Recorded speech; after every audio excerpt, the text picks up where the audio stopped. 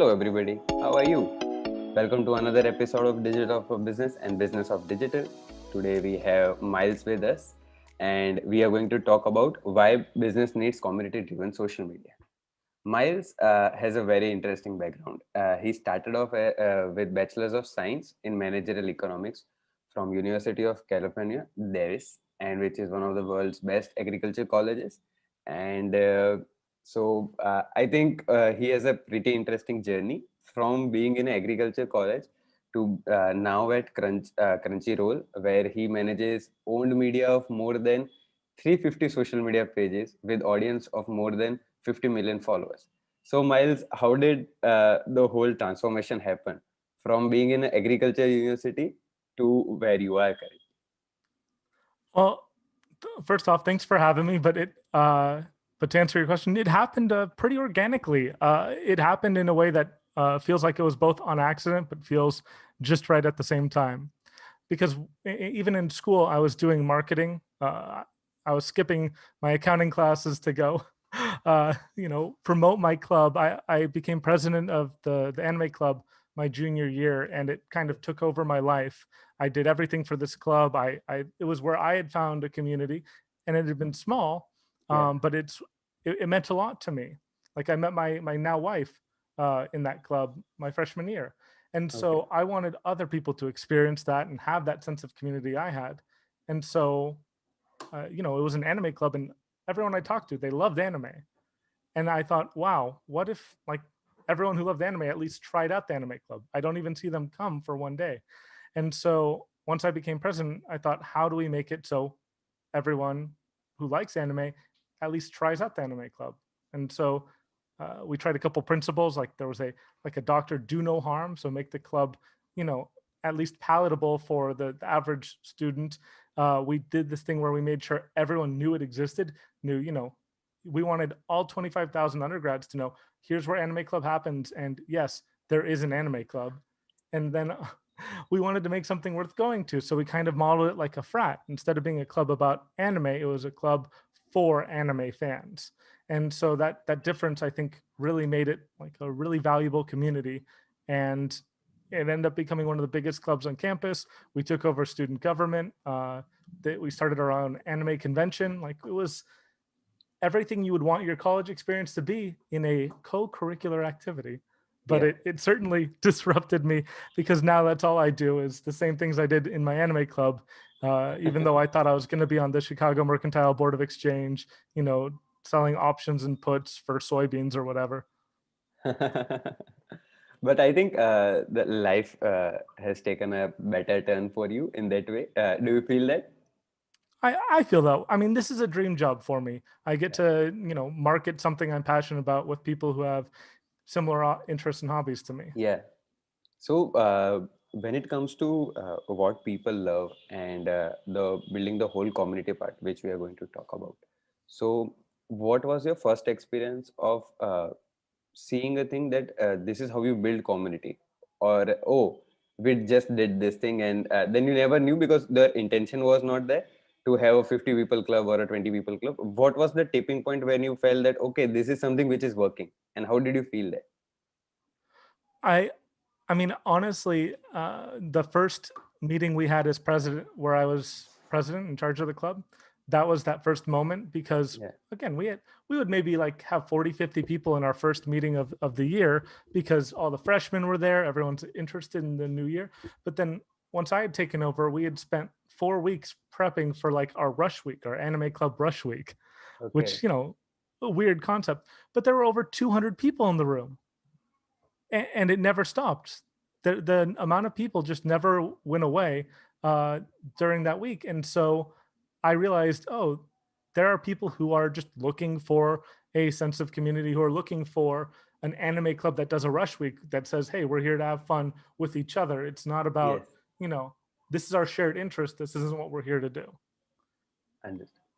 uh, while building a purpose, that is very necessary. So suppose you have the anime club, so you have something which you are trying to chase, but how do you keep everybody on the same page in the community, because that is something which is very difficult in the first part. I mean, I think the first answer to that is you don't. Anime fans are a very divisive group, but I think any group of people are a very divisive group. I don't think any one group is not going to have its own, consternation, its own people who are looking to kind of stomp on the fun of others. So Yeah. you need to put limitations and communicate that with everyone involved. You say, hey, we're to be inclusive, we need to be exclusive in this one way. Or to make a community, we need to draw a line somewhere. And that is the hardest thing to do because you don't want to make it feel like you're drawing a line for most people. You want it to feel like if you, not even like if you play by these rules, you can be part of our club. That's not a good mentality to have, right? You want to Yes. make it feel like this group is about this group is for this. And so if you are for this, you are Join. welcome here just as a rule, like as an expectation, rather than saying not this, not this, not this. But you can't do that without drawing a line somewhere, right? And so like with my anime club, it was people who weren't students. Our There was like a long history of anime clubs in the area, um, for colleges, letting in people from the community who liked anime too. But when your Yes. typical member is 18, 19 years old, they're not going to relate to some 35-year-old, like, who's going to necessarily have just a different, is in a different place in their life. And for that 19-year-old anime fan, they don't, this is their only like anime club available to them. They can't really find a life for themselves. They're on their own for the first time ever, probably. And so Yes. you have to kind of optimize towards one or the other. And so, like, we drew the line. We said, if you're not a student, this is a club for students. And so rather than saying it's not a club for Adults. old weird old Yeah. dudes, right? It's a club for students, and then you're saying here is who I'm for, and having that positive affirmation. Again, you still have to draw the line. You still have to make those determinations, but transferring that to like a digital community, that means people who say like racist things, like they're not allowed. And it's not like you're like a anti this is a Facebook page for anti-racists. Maybe you are actually, that's cool, but like the the idea of kicking out people who can't like follow like reasonable community guidelines, who have crossed that Yeah. very far line in the sand, I think that's a necessary evil of community management and community building. So a lot of communities have their community guidelines and the things that we talked about.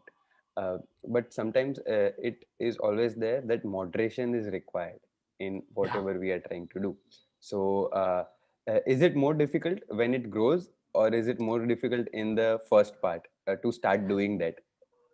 I think it's more difficult at first. Once you've started to scale, there is like a self policing that people will do. Yes. Um, it doesn't, you can't rely on that to happen exclusively, but it certainly helps. Like, once people broadly understand what you are for, what this community exists to do, there is a larger acceptance within the community of, oh, I'm only going to go here to do this, or to talk in this way, or to, like, this is how I'm going to participate with these people. And if I want to talk about other things, maybe it's appropriate, maybe it makes sense within the confines, but maybe I should just go to a different community for that part of my life. And so, understanding that not everything can be for everyone is hard, but it's a lot easier when you have a big group where one individual who has like fair and reasonable points that just don't actually make sense for the community you're trying to build Yes. can be very disruptive and can be very challenging, because it's not like they're being unreasonable. It's just not, Not maybe enough. this member of the community who's prominent isn't contributing towards what you are trying to build, and that's hard. True.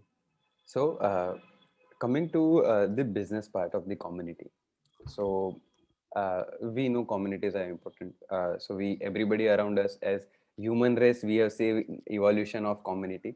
So people used to first get divided by today also we get divided by religion. We follow our religion.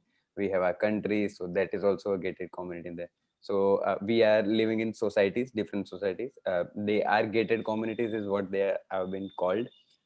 So communities are everywhere, but how do you so anime getting an anime community in your college was easy in the first place, because these are college kids and they want to do something, and that is one. But how do you connect that building a community, and why as a business communities are important, or building a cult is important? Uh, with a business, when you're building a community, it is always a little different, right? When in college, I was able to say like, I am just one of you, and we're just all in on this together. And at the end of the day, there is a customer and like retailer relationship, no matter what you say or how you feel differently. And you can convince the community that there's not that relationship, or that relationship doesn't matter, and you can diminish it, but it's always going to matter. And so with that power dynamic, you need to be, I guess, almost twice as thoughtful about what the community wants, because they are participating in something that benefits you. And sure, it may benefit them a lot. In fact, on an individual basis, it may benefit them more, right? But that's the last thing you can want to do as a business, is take advantage of that devotion. You want to just foster it and give back twice as much as you get, because those people are building a community for everyone else. And there's that net positive effect for your business to have that community. And so, yeah, I mean, the incentives are changed a little bit, but also just the power dynamic is something you should always be aware of. So when it comes to businesses, is building communities, or getting to engage with your audience, uh, has that increased now, or this is a trend which was there before, but due to digitization we are able to define it in a better way currently? So what is your take on that? I don't know. I think there are so many companies proving each and every way that it's different. Yeah. Like, I am the kind of guy who I used to live above a bakery, and I knew my baker, and my baker knew me, right? And we had a relationship that is kind of unlike anything I could ever have online with someone. But I could also, you know, you see people fall in love over like an MMO. You see people, make a fortune based off of trading bitcoins because their like buddy on Discord told them, "Hey, try this out," right? So like the online relationships are really meaningful too. It's just there's always going to be a difference, because there's more of a self-selection bias. You're always seeking each other out online. You can just turn off the phone or turn off the computer, like shut the screen. Whereas in real life, there is both, you are forced to interact because you're forced to interact. Like, there's only one baker in the area. I had to go to that baker, even if I didn't like. It would be quite a significant like issue if I wanted to go to a different baker. I'd have to like wake up earlier in the morning to get my breakfast or something. Um, and so I needed to maintain like dignity and respectability and like all those things on my side to keep up a relationship. And so there's there's that forcing function of a community where just there's some realities of real life, and it's a person. I can't shut a person off. I can't block my baker on Twitter and then not have to worry about them anymore. So I don't know.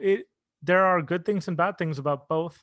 Um, I do see a lot of really clever communities being built online that, I mean, certainly there's way more room for innovation. There's way more room for trying out different things. And there's way more opportunities for building a community that exists offline and online in ways that would be impossible otherwise.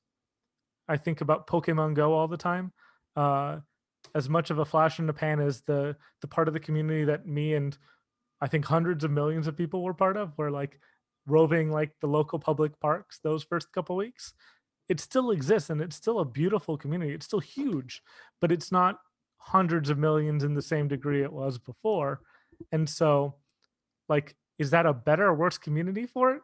I think it's probably a better Pokemon Go community, but it's a I liked knowing my neighbors a lot better when it was something that every random person in the world over the or under the age of 35 did. So, um, yeah, I think communities can come in all shapes and sizes now, and I don't think it's better or worse, but it's very interesting at least.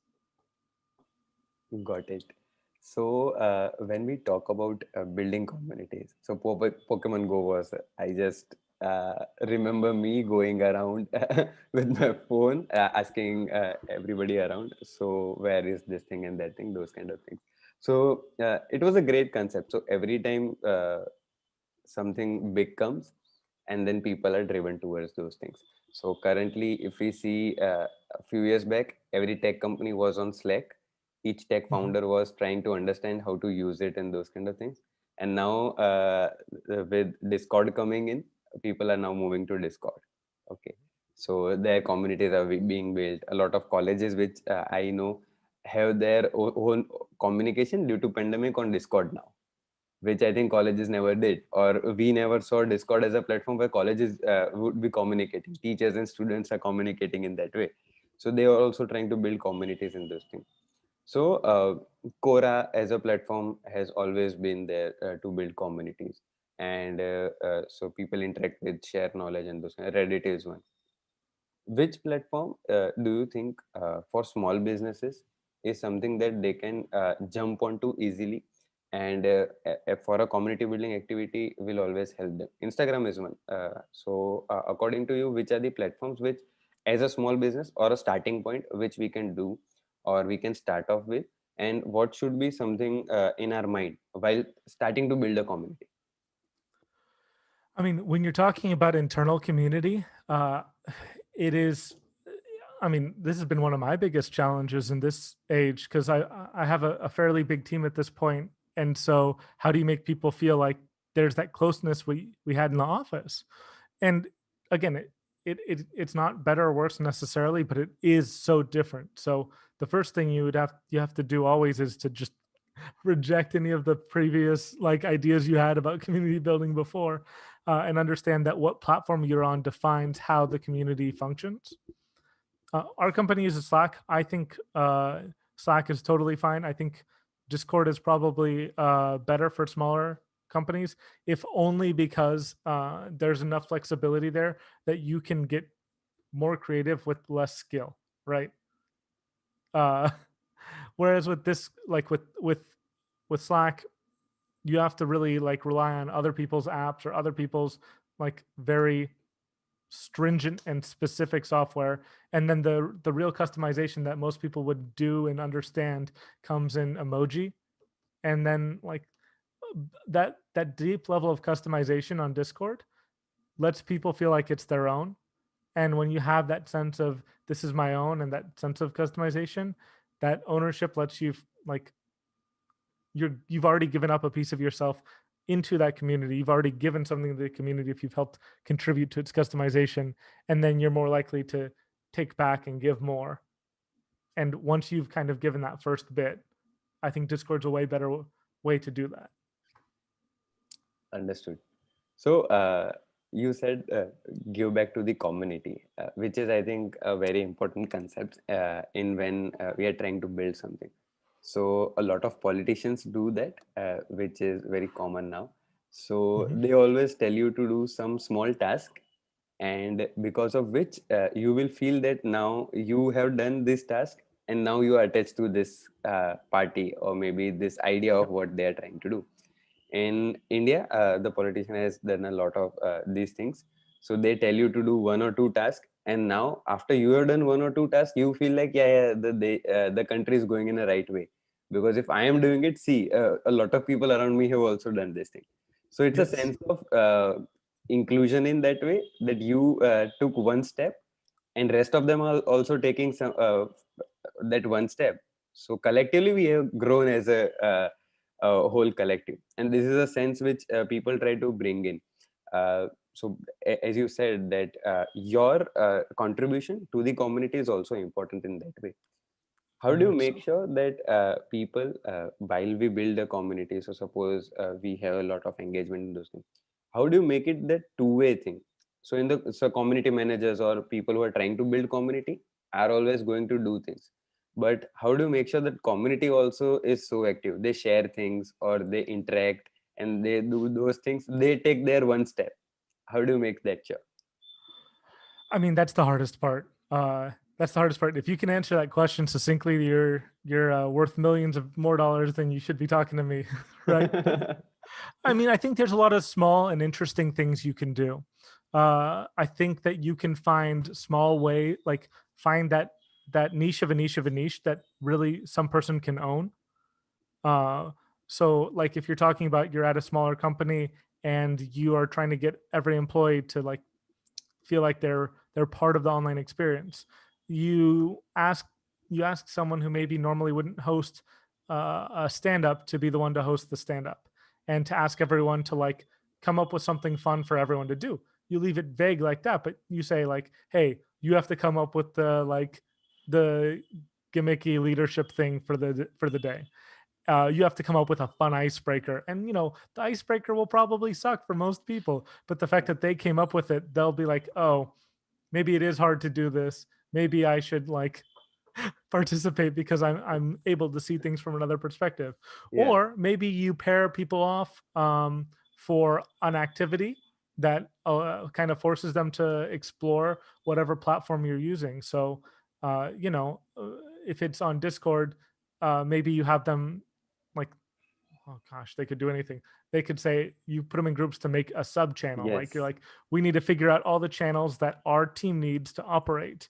Everyone needs to come up, every group of two needs to come up with one channel and come up with the naming convention, or you come up with one work one and one fun one, right? Like you come up with some way that uh I don't want to say gamifies because that seems like a little too obvious and it's a little Yes. overly simplistic, but there are ways that like within the operations of a normal day, uh, you can give people opportunities that are not going to feel like a burden from a work perspective.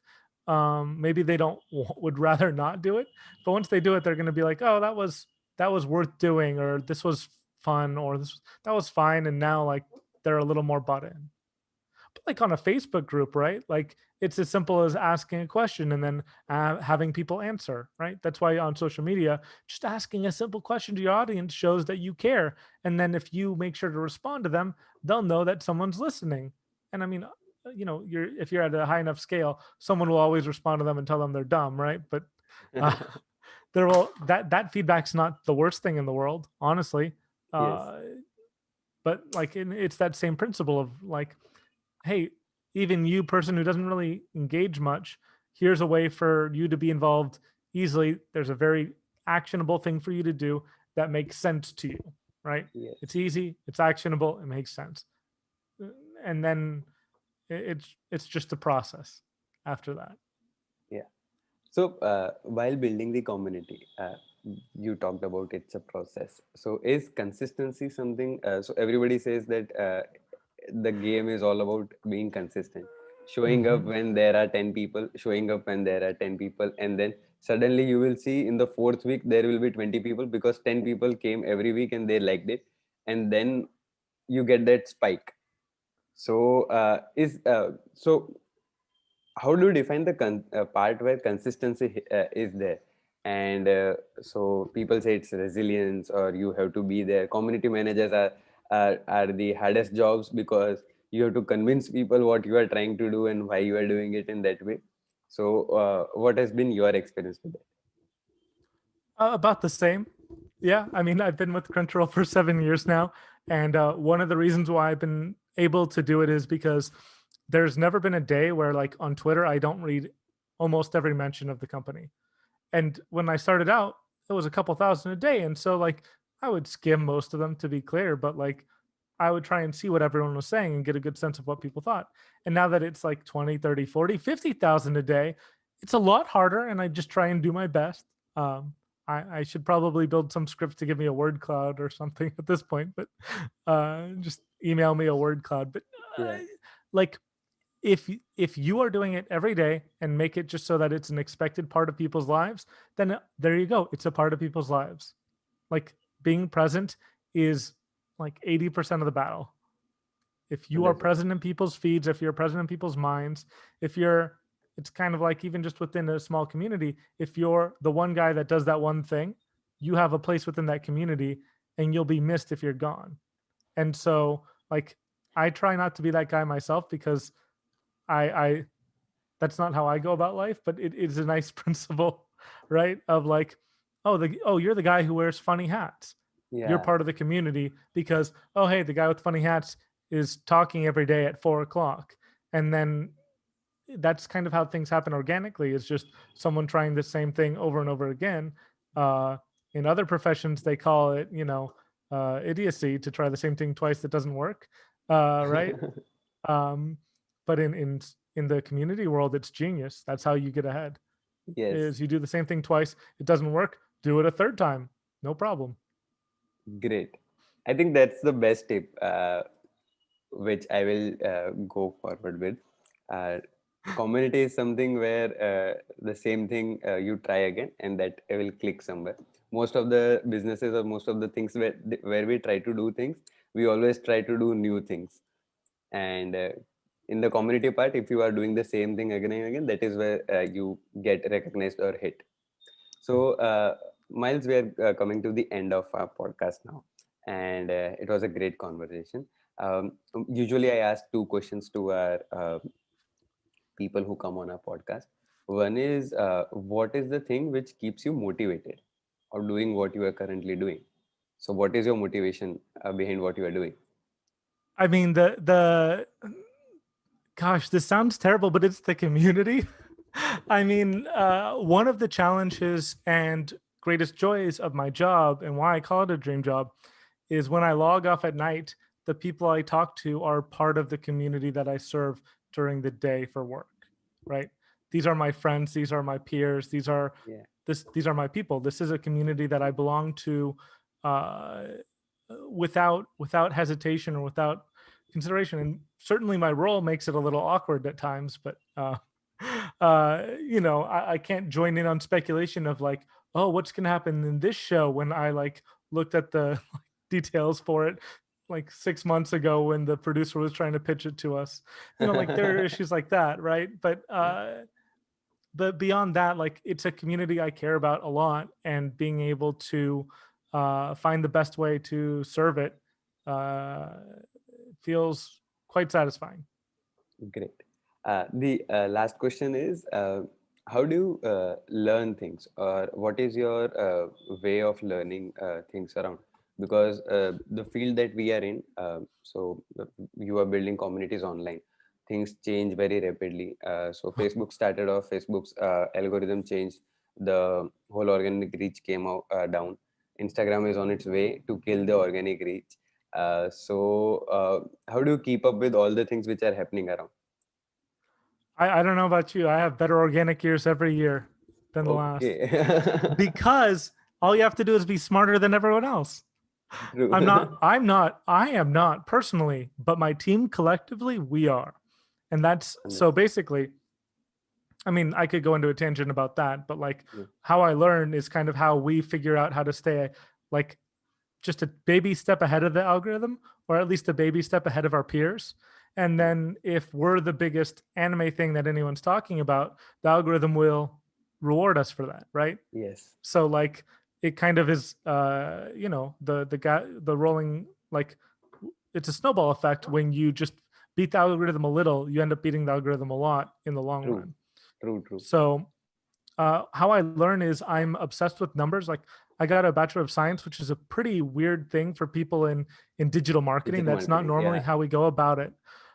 And so I am kind of a statistics nut, and so every day I'm exporting like all these queries from like CrowdTangle and seeing what are the top Facebook posts by anyone using these 20 search terms, and I Yeah. just like go through that and I'm like, what did you do right here? Why did this do better than this? Why did this? And like just I ask myself all those questions every morning. I look at what my peers are doing in slightly different industries, like uh, Crunchyroll's part of the Warner Media family. So I Yeah. look at what are the best performing Warner Media posts on every platform. Why? How much? And then I can also ask them like, hey, how much money did you put behind this, or is this purely organic, or Yeah. and we have tools to also help determine that too. But like I just ask a lot of questions of myself and then of my peers and then of my team. Like I say, hey, why does this do better than this? And I'm just always asking those questions of them and myself. And they're like, oh, I intuitively know, but I haven't really figured out how to say it. And I said, well, say it, because then you'll remember it 20 times better for the next time this comes up. So like, yeah, I'm always curious, and I'm always looking, and I'm always trying to, um, especially when the numbers don't match my expectations, I love to dig into that. And I have such a traumatic time of the numbers not meeting my expectations that it really sticks with me whenever it happens. So that's very important, Miles. The thing that you shared at the last, that sometimes number don't match our expectations, and sitting on that and understanding why is it going that way is an important part. I had a great time, Miles. Thanks a lot for joining us. A lot of insights, though the conversation was a lot of zigzag thing. We went here, we went there. But We I did. love to have the conversations in this way. So I hope you also enjoyed it. Thank you so much, Zio. I really enjoyed it.